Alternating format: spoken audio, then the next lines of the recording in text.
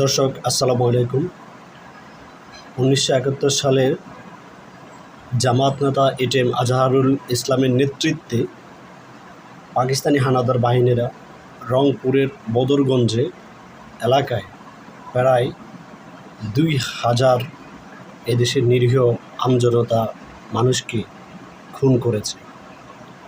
বহু নারী এবং বোন মেয়েদেরকে ধর্ষণ করেছে পাক হানাদার বাহিনীরা।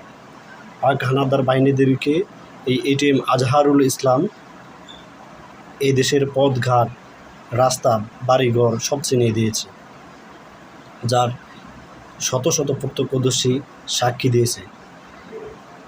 এই সাক্ষীদের জবানবন্দি শুনেই আদালত তাকে যাবজ্জীবন কারাদণ্ড দিয়েছে।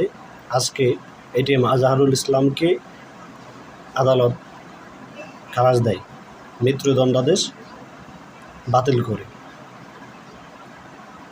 আর যারা সাক্ষী দিয়েছে, যে প্রত্যক্ষদর্শীরা আছে, তাদেরকে খুঁজে খুঁজে বের করে এখন গ্রেপ্তার করা হচ্ছে।